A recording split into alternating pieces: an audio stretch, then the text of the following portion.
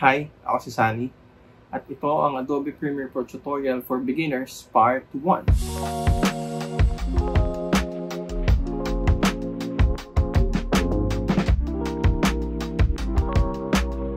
Naniniwala ako na maraming mga Pilipino ngayon na gusto rin itry na maging freelancers or magtrabaho sa bahay, work from home. Pero syempre sa work from home o sa pagiging freelancer, kailangan mong mag-develop ng skill para makapagpasa ka ng proposal sa mga kliyente. Nung nagsisimula ako mag-edit, naalala ko, marami akong mga nakita na resources online. Marami akong mga napanood, nabasa, mga nagamit na nakatulong sa akin ng malaki para matutong mag-edit. Pero napaka-konti lang nung mga tutorials na Tagalog version, mga Filipino version. Medyo mahirap makahanap ng gano'n. Meron mga ilan, pero hindi masyadong hinihimay or nahihimay yung ginagawa o yung mismong process. Kaya naisip ko na gumawa ng mga tutorials, video editing tutorials in Tagalog para kahit papano meron mga sana maabot no, ng mga tao na makatulong sa kanila yung mga video na to. Disclaimer lang po, ang video na ito ay para sa mga beginners. Yung bang kung ikaw walang alam no sa pag-i-edit, no. Marami kasing mga iba't ibang softwares na pwede natin gamitin para mag-edit ng videos. Nandyan ang Premiere Pro, na gagamitin natin ngayon. Meron ding Filmora, meron ding DaVinci Resolve, Final Cut, pwede rin CapCut. Pero lahat ng ito ay PC version, desktop version. Ang series ng tutorials natin ay nakafocus lang sa Premiere Pro. Siguro meron ding inserts ng Photoshop, no? Pero nakasentro talaga siya sa Premiere Pro. Paano mag-edit ng videos using Adobe Premiere Pro. Kung ikaw naman ay nag-edit na talaga o marunong ka na mag-edit, no? Siguro sa mga susunod na videos, meron tayong mga madadaanan na parts ng editing process na pwede mo ring magamit, no, yung mga tips and tricks, no, na baka hindi mo pa alam or baka ngayon mo lang malalaman, pwede nating madaanan yan sa mga susunod na videos. Ganun din kung ikaw ay experienced na video editor na upload mo tong video na to, pwede ka rin mag-comment, no, at kung meron kang suggestions, no, kung ano ba yung kung may iba pa bang way, no, kasi merong iba-ibang way ng pag-i-edit. Walang isang standard na process ng pag-i-edit ng video, no. Baka may iba kang way na alam, no, bukod dun sa ituturo ko, pwede mo ring i-comment sa comment section. Mag-iwan din ako ng download link sa baba, sa description, or PM mo lang ako kung sa Facebook mo ito napanood. Bibigay ko sa iyo yung raw videos na gagamitin natin sa pag-edit. So, tara, simulan na natin mag-edit. So, nandito na tayo sa ating desktop at bubuksan na natin tong Adobe Premiere Pro. Yan, launch lang natin. Pwede mo siyang i-search dito sa start, tapos type mo lang Adobe Premiere Pro. Pero since nakapin na siya sa taskbar ko, click na lang ako dyan. Kasi syempre, lagi ko siyang ginagamit. So, easy access. Itong window na to, upon opening Premiere Pro, close lang natin yan. Hindi naman natin kailangan yan. Add lang yun ni Premiere Pro. Yung mic ko, nag-iba yung quality kasi headset mic lang yung gamit ko. Pero okay lang yun kasi naiintindihan naman. Anyway, ayan. So, makikita natin dito sa ilalim yung mga previous projects natin na ginawa dito sa Adobe Premiere Pro.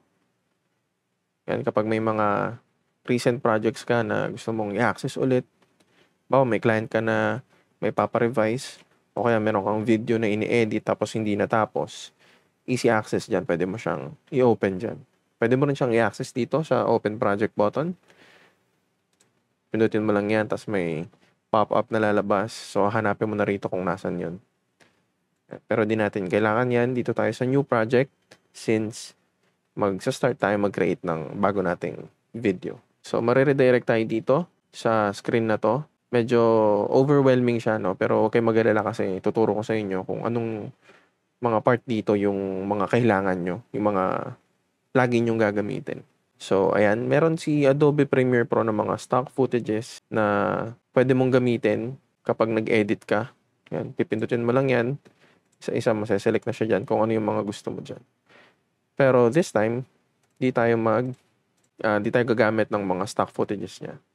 Kasi meron tayong sariling mga videos. So, ang una, of course, magde-decide tayo kung anong project name. For this tutorial, ito na lang ang project name na gamitin natin. Tutorial number 1. Yan. Tapos, project location, kung saan mo gustong isave yung mismong Adobe Premiere Pro project file mo. Yan. So, choose location lang tayo. Tapos, gusto ko siyang isave dito sa drive ko na to. Yan. Meron akong dedicated na folder. Yan. Diyan ko siya isave. Tapos, dito lang sa ilalim, create. Okay. Pag napindot na natin yan, ayun na. Nandito na tayo sa loob ng Adobe Premiere Pro. Okay. So, bago ka mag-start mag-edit, of course, kailangan mo munang malaman kung ano yung mga parts ni Premiere Pro. So, dito sa part na to, sa ibabaw, yung mga yan, mga drop-down yan ay window tab. Okay, so lahat ng mga windows nandyan. File, edit, clip, sequence, markers, graphics and titles, view, window help. Yan. So, nandyan yung window kung tawagin. Ito naman, sa part na to, ito yung effect controls panel. So, si Premiere Pro kasi, meron siyang mga iba't ibang panel. No? Malalaman mo kung activated yung panel kapag nakailaw tong blue na square. So, halimbawa, kinlik ko siya dito. Dito yung playback panel. So, dito magpe-play yung mga videos mo, yung preview. No? Yung preview panel pala, sorry.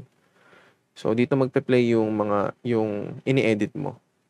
Dito naman sa ilalim, ayan, pinindot ko siya. So, naka-activate siya. Ito naman yung timeline panel, no? Dito ka mismo mag-e-edit ng mga sequences mo.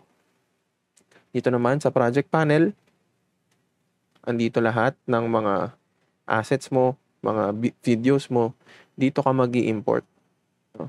Ito kasing layout na to, ito yung default na layout ni Adobe Premiere Pro. Pero pwede mo siyang iba-ibahin. Halimbawa, itong effects ko, gusto ko nandito. Yan, no? Pag dinrag mo siya, yan, pwede mo siyang ilipat kung saan mo siya gusto. Yan. Saan mo siya gusto. Pwede mo siya ilipat dito, yan. Ganyan. Itong libraries, lipat ko dito. Yan. Ganyan. Ngayon, baka mamaya, magtaka kayo, paano kung nawala? Halimbawa, yan, na-close panel.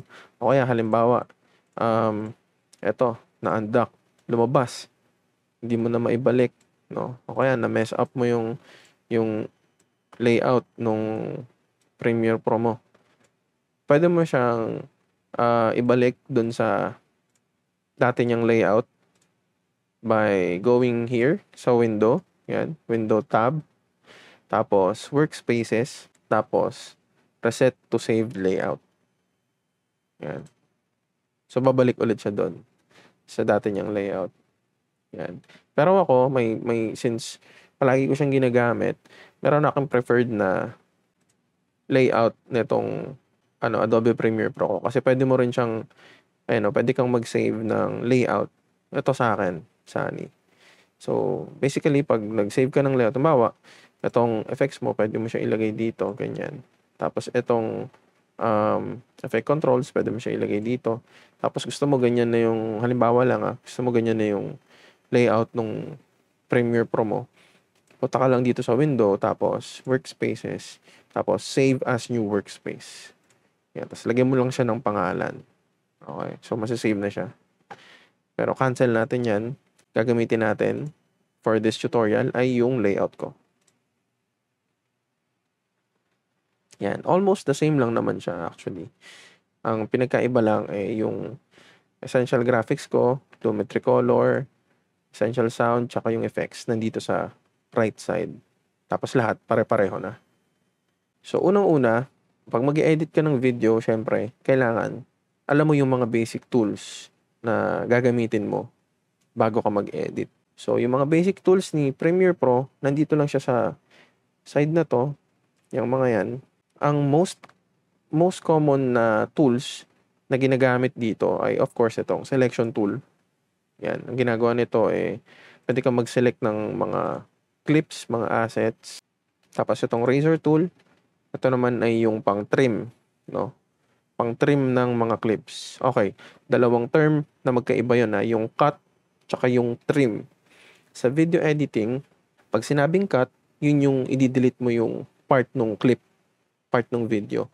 Pero pag sinabing trim naman, yun yung pagputol, no? Puputulin mo. Mamaya papakita ko lalo sa inyo yun. Tapos, itong rectangle tool, yan, ginagamit din natin madalas yan. Itong text tool, of course, yan, pag gusto mong mag-insert ng mga text, ginagamit din to. Pero babalik tayo dito sa selection tool kasi most of our edits, ito yung gamit natin. Ang unang step sa process ng pag-i-edit ay syempre mag-i-import ka ng mga files, no? I-import mo sa Adobe Premiere Pro kung ano yung mga videos na gagamitin mo. So meron na ako dito mga videos yan. Konti lang siya. Nag-video ako kanina na pwede natin gamitin. So dalawang ways on how to import in Adobe Premiere Pro. Una, pwede kang pumunta rito sa import, media to start, tapos double click mo lang dyan, tapos hanapin mo na yung video na i-import mo. Yung isang way naman, which is yung lagi kong ginagamit, syempre mas mabilis, yung ida-drag and drop mo lang dyan. Sa window na yan, yung mga clips na gagamitin mo. Tapos may import na siya. Ayan na siya.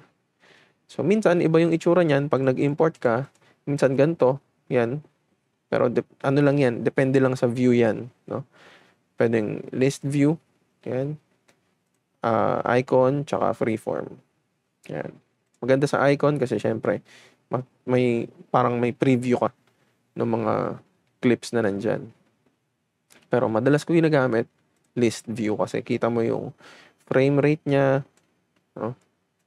Yung iba-ibang mga details niya, nandyan, makikita mo. So, nung nag-uumpisa ako mag-edit, hindi ko alam kung ano yung tamang paraan kung paano mag-edit. Actually, wala naman talagang tamang paraan kung paano mag-edit. Pero, along the way, natutunan ko na napaka-importante kapag mag-edit ka, kailangan naka-organize lahat ng file mo. From your drive, dun sa PC mo, hanggang sa editing software mo. So, kapag ganito, nag-import ako ng mga videos, gagawa ko ng folder dito mismo sa project panel. No? Yun yung una kong gagawin talaga para mapagsama-sama ko siya sa isang folder. Kay Premiere Pro, ang pangalan ng folder ay bin. Okay? So, itong maliit na button na to, pindutin mo lang yan, automatic, mag-create na siya ng folder. Tapos, lagay mo siya ng pangalan. Bawa, A-roll. Yan. So, by category siya, di ba? So, highlight ko lang lahat yan, tapos ipapasok ko siya doon sa A-roll na folder. Yan siya. Nasa loob na siya ng folder. So, halimbawa, hindi to A-roll. Itong clip na to, itong video na to. Tabas ko siya. Tapos, gawa ko ng panibagong bin. Tapos, B-roll na. Halimbawa, B-roll siya. Yan. Tapos, papasok ko lang siya doon. Yan. So, in this way, mas na-organize mo yung mga files mo para by the time na mag-i-edit ka na, kapag marami nang nakalagay dyan sa timeline mo, alam mo kung anong huhugutin mo, alam mo kung anong hahanapin mo, saan mo siya hahanapin. So, ganun. Napaka-importante na mag-organize ng files. Ayan. So, undo ko lang to. Control Z. Ayan, para bumalik siya doon sa loob. Okay. Ayan.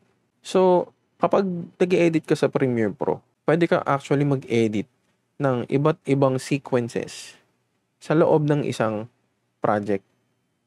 Pag sinabing project, yung mismong project, eto siya, halimbawa.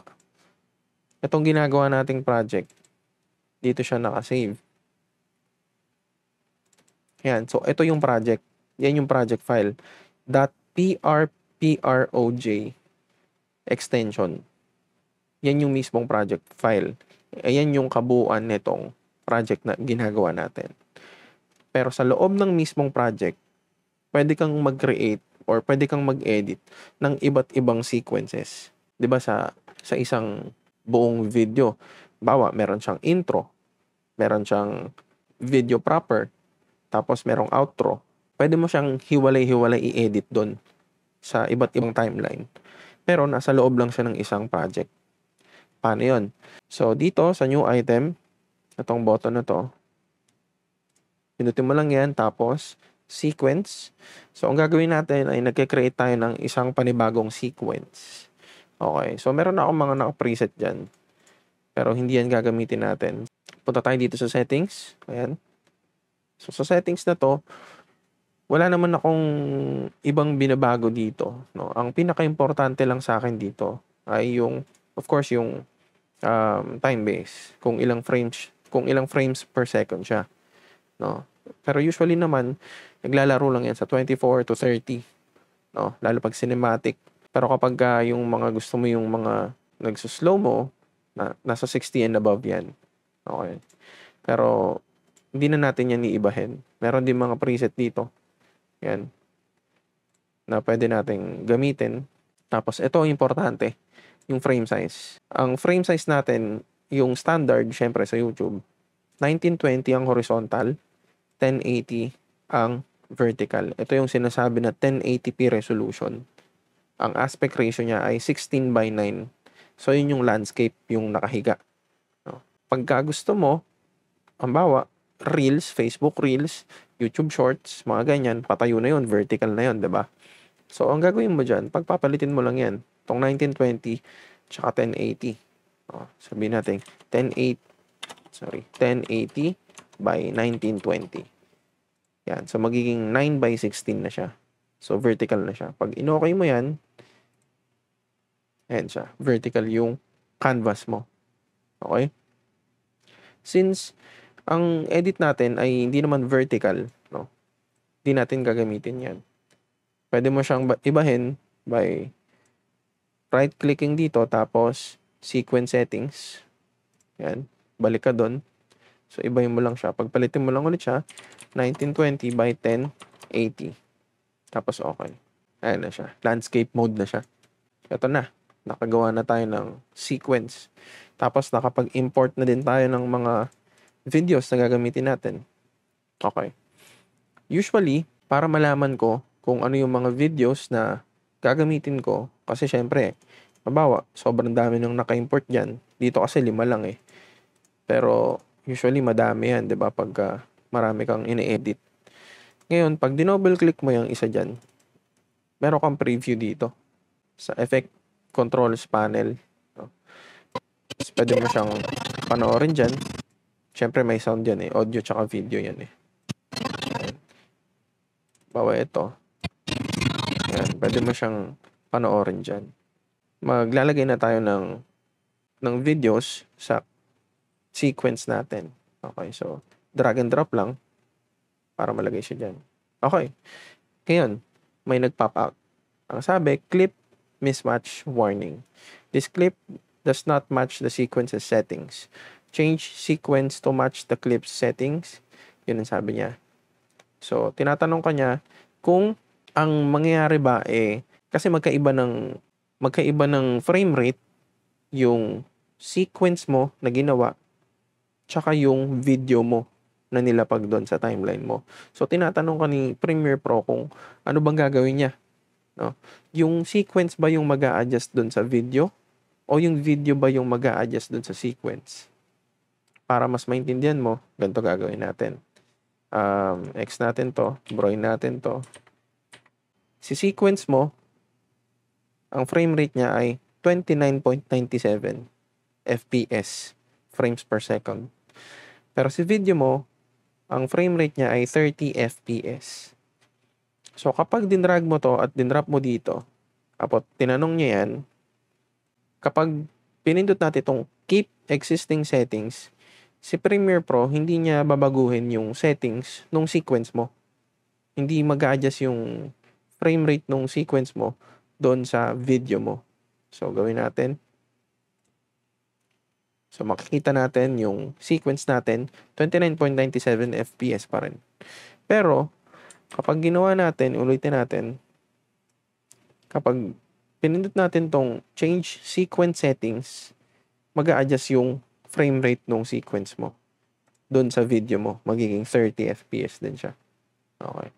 So, kahit ano naman doon, since konti lang naman yung diferensya ng FPS natin, pero most of the time, nagmamatter yon sa mga videos na shot in 4K, 60 FPS, mga ganyan. Yung pwede kang mag-slow mo, tapos yung sequence mo ay 30 FPS lang. So, yun yung pinagkaiba. Pero hindi na muna natin masyadong i-discuss yun. Dito muna tayo sa mga basic lang to get you started. Okay, so ayan. Nailapag na natin yung video natin sa sequence. Okay, nandito na siya sa preview window. Pagka dinrag natin yung, ang tawag dito ay playhead. Okay, playhead. Kapag dinrag natin yan, magpe-play yung video natin, diba? Pwede mo ring i-play dito. Stop. Pwede ring spacebar sa keyboard. Okay. Stop. Pwede rin to. One forward, one frame. Backward. Yan. Ngayon, to zoom in dun sa mismong sequence mo, sa mismong timeline mo, press and hold Alt key sa keyboard, tapos scroll up. Zoom out, scroll down. O kaya ito. Itong slider na to. Yan. Okay. Yan. So, upon placing your video doon sa ating timeline, meron siyang dalawang parts, of course. Yung video itself, tsaka yung audio nung video mo. Kasi syempre may audio may tunog yan eh. Kung mapapansin natin dito sa timeline natin, meron siyang hati. Ayan o. Hati yan sa gitna. Sa ibabaw na part, dito sa taas, yan. V1, V2, V3, dyan yung videos. Sa kalahati naman, pababa, nandyan yung audio. A1, A2, A3, A4. So, magkasama yan. Usually, pag nag-import ka ng audio, ng video, may kasamang audio. Magkasama yan. Usually, naka-activate tong link selection. Kasi, yun yung default ni Premiere Pro. Kasi ang ginagawa niyan, magkasama yung audio mo tsaka video mo. Pag ginalaw mo siya sa timeline, magkasama siya. Okay. Pero pag dine-activate mo yan, pwede mo siyang i-select ng audio lang, ng video lang. Yan. Ganon. Okay. So, ako mas prefer ko na nakahiwalay na siya. Depende din sa editing style mo, depende sa process mo. Okay. Pero activate natin, sige. Yan. So, pag sinelect mo yan, yung video lang, masaselect silang dalawa. Okay. Ngayon, ang gusto kong gawin ay maglagay pa ako ng isa pang video sa dulo. Yan. So, itong timeline ni Premiere Pro, like any other video editing softwares din, linear din siya actually. Yan. Flat lang siya. Pag ganun lang siya. Pag ganyan lang siya. Napaka straightforward. Tapos, para maintindihan natin yung layers nung timeline natin, kung ano yung nadadaanan ng playhead, which is ito, kung ano yung nadadaanan yan, yun yung magdi-display dito sa preview panel natin. So, itong video na to, sa part na to, yan yun. Okay? Yan.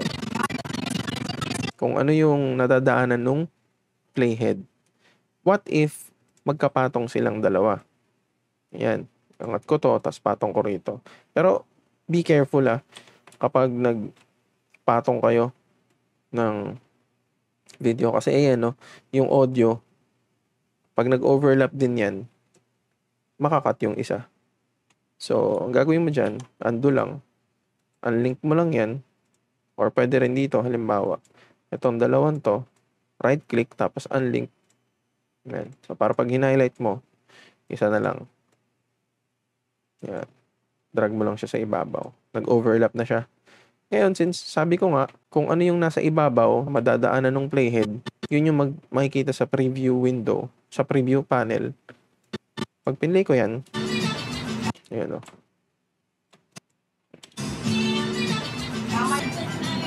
Ayan siya. So, So, pagdating dito sa part na to, itong video na yung nakita. Okay. Halimbawa, dito din sa part na to, gusto ko pa ulit maglagay ng isa pa, panibago. Yan. Lagay ko lang siya dyan. So, nakikita mo na nagsastock siya. Bawat layer, pwede kang maglagay ng iba't ibang video. Pwede rin iba't ibang texts, pwede rin iba't ibang graphics, iba't ibang assets, kahit ano, images, GIF, pwede dyan. Okay. Kailangan mo lang laging maalala na kung ano yung nadadaanan ng playhead sa pinakaibabaw, yun yung magdi-display dun sa preview panel natin. Okay. So, gagawin ko, siguro, gusto ko, ayaw ko siya umpisahan ng ganyan eh. Kasi, nakita mo, may movement yung video natin doon. Gusto ko, dito ko siya banda umpisahan para pag start ng video ko, magsa-slide na siya agad ng ganon. So, pwede natin gawin dyan. Ititrim natin to. Hindi ikakat ha. Kasi yung cut, delete yun. Buburahin yun. Trim yung pagputol. Okay. So, dito tayo sa razor tool or may shortcut din siya na C sa keyboard. Pindutin lang natin. Tapos, trim lang natin siya dito. Yan. Okay. So, kung makikita mo, nung tinrim ko yung video, na-trim din kasama yung audio. No? Yun yung linked selection kasi nakalink silang dalawa. Pero pagka in-unlink mo sila, pag di mo to inactivate, pag nag-trim ka dito, yan, video lang yung matitrim. Audio lang. O kung ano lang yung gusto mo. Okay? So, kaya mas prefer ko na hindi to naka-activate. Anyway, undo lang ako ng undo. Ayan, undo. Yan. So, gusto ko siya dito simulan. Trim ko lang to. Tapos, balik ako sa selection tool, letter V, para ma-highlight ko itong dalawa. Tapos, backspace. To cut. To remove. Okay. Yan. So, ayan na siya. Tapos, usog ko lang siya sa umpisa kasi syempre, tayo mag-umpisa eh. So, pag pinlay ko yan, ito na siya nag-start. Ngayon, ayoko yung audio nito. So, tatanggalin ko na rin siya. Since hindi na tayo nakalink, pwede ko na siya i-select tapos remove. Actually, lahat tong audio na to di ko naman kailangan kasi lalagyan natin siya ng ibang audio. So, halimbawa dito sa part na to, yan. Tapos, ito, pagdating dyan, dito naman. Ito naman part na to. Kakat ko siya. Gusto ko siya dito simulan. Tapos, burahin ko to. Tapos, lagay ko siya rito. Yun. Tapos, gusto ko hanggang dito lang. Burahin ko, trim ko to. Tapos, cut ko to. Tapos, gusto ko dito naman. Lalabas yung yan. Ayoko ng part na yun kasi may shake. Gusto ko movement agad. Trim. Delete. Yan. So, as you can see, ang ginagawa natin ay pinagsusunod-sunod natin yung mga video clips. Para siyang ladder, di ba? Yan. Pag pinlay ko yan, ganyan.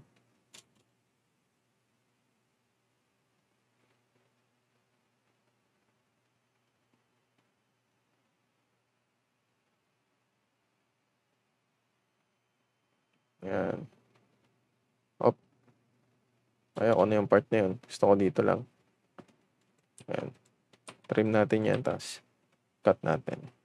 Next part naman, next video. Lapag lang natin ulit. Lapag na rin natin yung susunod. Yan. Burahin na natin tong audio kasi di na naman natin kailangan yan eh. Yan. So, kung makikita mo, ang nangyayari, pataas siya ng pataas, no? Nagiging ladder siya. Ang pwede natin gawin dyan, since ito, parang next video naman na siya, next clip na siya, pwede na natin tong ikat dito. Tapos, burahin na natin yung sobra para maibaba natin to. Para mas malinis yung timeline natin. Para isang ano lang siya. Isang layer lang siya lahat. So, pagdating dito, ito naman. Gusto ko dito lang ganito. Ganyan lang. Tapos, yan. Yan. Ayoko na doon. Dito lang ako. Bura. Next clip. Yan. Yan lang. Yan. Sobra natin. Yan. So, ang ginawa natin, ito na, nakita nyo na. Pag pinili natin yan, ayan na siya.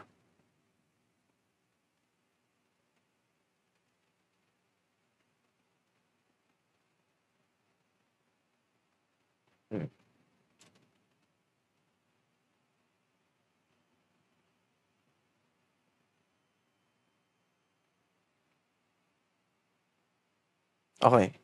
So, ang final na duration nung pinagsama-sama nating mga clips ay ito, 26 seconds. No? 26 seconds siya. Ngayon, syempre, kailangan lagyan natin yan ng audio. Kasi, napaka-plain naman yan. Walang tunog man lang. So, lagyan natin siya ng audio. So, mahilig akong kumuha ng mga stock audio dito sa Pixabay. Ito isa sa mga pinagkukuhanan ko ng royalty-free na mga music, mga background music, mga sound effects. So, punta ka lang dyan sa drop down tapos pindutin mo yung music. Tapos pwede ka na mag-search dito. Halimbawa,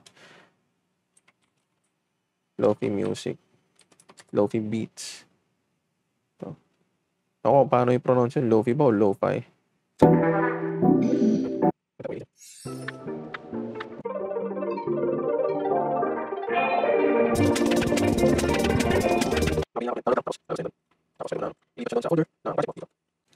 So, balik na tayo sa Premiere Pro.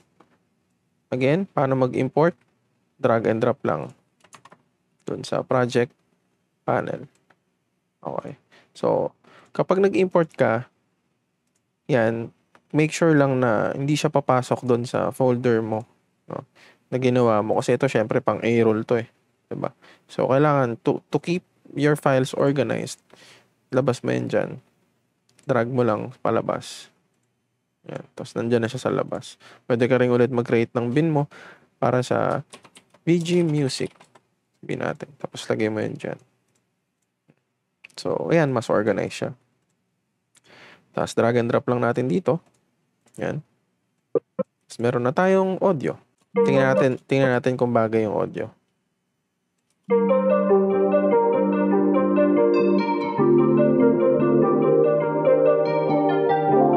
Okay. So, kapag nag-edit, syempre kailangan yung audio tsaka yung video mo magtutugma din siya. Kasi important din na aspeto yon ng pag-i-edit eh. So, gagawin natin dito, ita-timing natin yung video natin dun sa audio. Paano natin gagawin yon? Papakinggan mo lang yung audio mo. Tapos, kung saan mo siya gustong ilipat, most of the time, sa mga drops, sa mga beats, sa mga bagsak, dun ka mag-change ng clip, ng video. So, testing natin. Ayun, gusto ko dito, sa part na to. So, gagawin ko dyan, i-trim ko na to, tapos pupurahin ko na to, yung sobra, tapos iusog ko na to, yung next na clip. Yan. Check natin.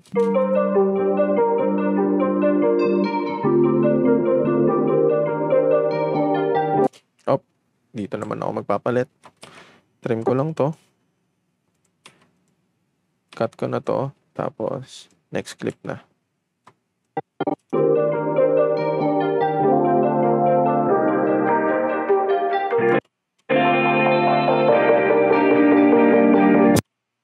Dito ako magpapalit. Nakita niyo yung ginawa ko. Since bitin yung unang cut ko nung clip, dito ko gustong bumagsak yung next na clip. Inabaan ko lang siya. So, highlight nyo lang yung clip na gusto nyong habaan. Tapos, tapat nyo lang yung cursor nyo dito. Yan. Pag nag-red na siya, atakin nyo lang siya. So, makikita nyo mahaba yung duration niya. Hanggang dun sa part na gusto nyo. Tapos, dikit nyo lang yung next. Yan na. Tingnan natin.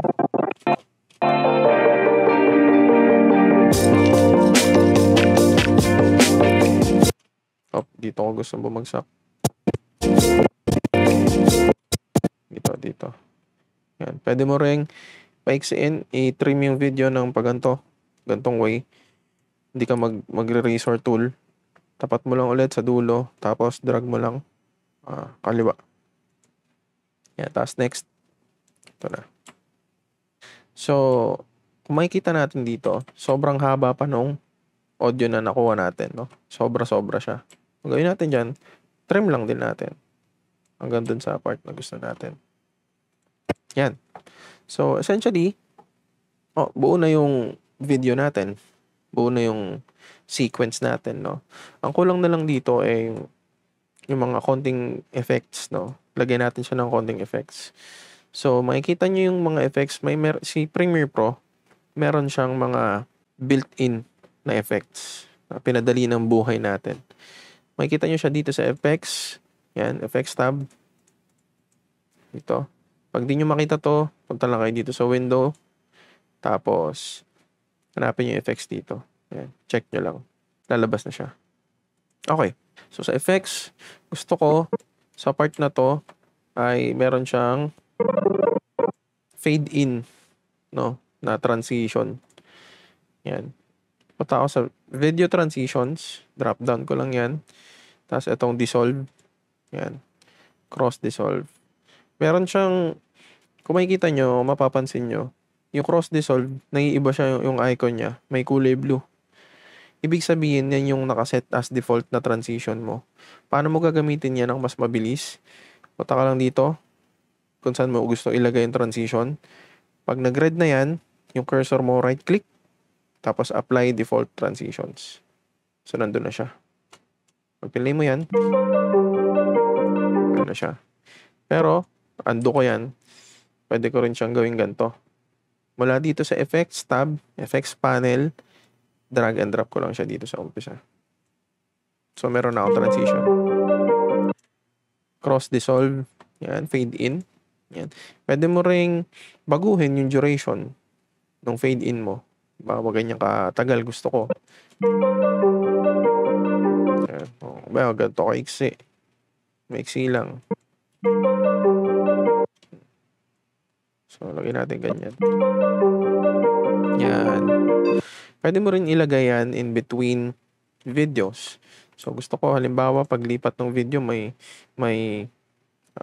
film dissolve. Drag and drop ko lang yan sa gitna. Next clip naman, gusto ko, merong additive dissolve. Yan. Next clip, gusto ko may non-additive dissolve. Hindi maganda, hindi ko trip. So, burahin ko lang yan. Highlight ko. Tapos, backspace. Gawin na lang nating deep to black. Deep to white, pwede rin.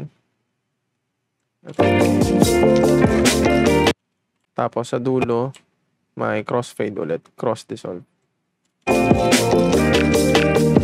Okay.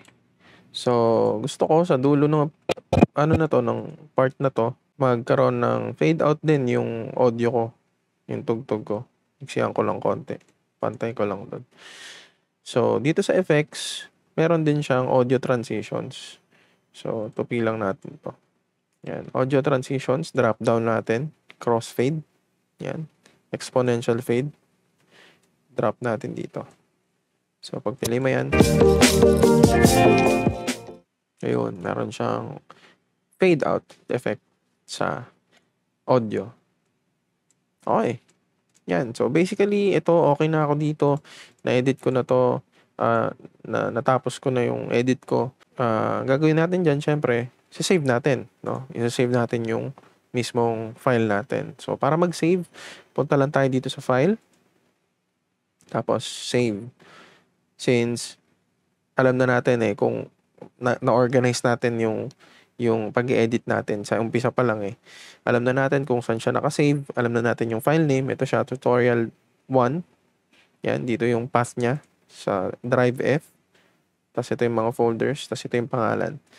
So, pwede na natin siyang i-save or Control S sa keyboard. Kung gusto mo, ibang project, ibang pangalan, save as, pwede rin yan. So, ibay mo yung pangalan, pwede yun. Pero sa akin, save lang ako. Yan. Sa pag-export naman, no, i-render mo na halimbawa yung file mo. No? Kasi minsan, nalilito tayo, no? Pag sinabing save, save mo na yan. Akala mo pag sinave, yun na yung mismong video na inedit mo. Pero hindi, ang sinave mo, yung project. Okay? Magkaiba po ang render or export sa pagsisave. So, para mag-export, dito lang. Punta ka lang dito sa export tab. Yan. So, upon exporting, of course, magde-decide ka muna kung saan mo siya gustong i-save. So, ako, gusto ko siya i-save dito sa folder na to. Yan, dito. So, gagawa lang ako ng bagong folder dyan. Tapos, lalagay ko final output. Tapos, pasok ako sa loob. Doon ko i-save.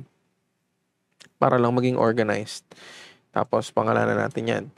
Tutorial 1. Dito naman sa preset, kung anong quality, of course, nung i-export mong video. So, meron ng mga dyan, mga naka-preset dyan talaga. Pwede mong gamitin. Usually, ito kay YouTube. Full HD. Yan. Okay na yan. Tapos, for best results ng export, punta ka dito sa video, drop down, tapos more, tapos render, check mo lang to, render at maximum depth, tsaka use maximum render quality. Yan. Sa mga susunod pa na tutorials, turuan ko naman kayo ng mga iba't ibang tricks, iba't ibang tips, iba't ibang diskarte while editing, tsaka sa exporting, tsaka mga iba pa. So yan, pero 2 ways kung paano mag-export. Pwede mong i-export na dito na mismo sa Premiere Pro. Pwede ring send to Media Encoder. Media Encoder is another software ni Adobe. Doon ka pwede mag-export ng mga edited videos mo. So, pwedeng sunod-sunod, naka-queue. Tapos, while rendering, pwede ka rin mag-edit pa. Pero this time, dito lang tayo sa export. Tayo mo lang matapos yan. Yan. Tapos na. Okay, so locate natin. Dito siya. Sa final output. Tapos pag pinili mo siya, ito na siya.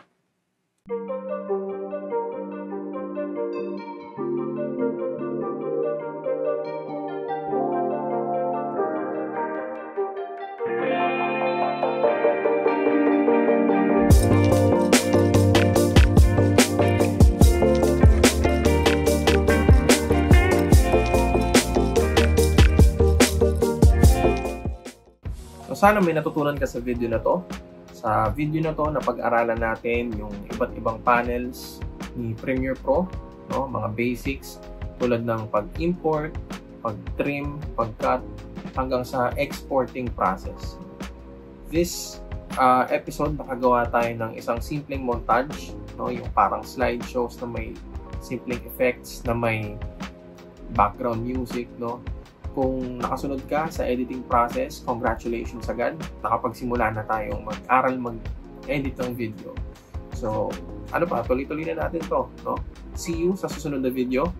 Like mo to, subscribe mo to. Kung may tanong ka, comment ka sa baba. Kung sa Facebook mo to napanood, chat po ako sa page. I'll see you on the next one.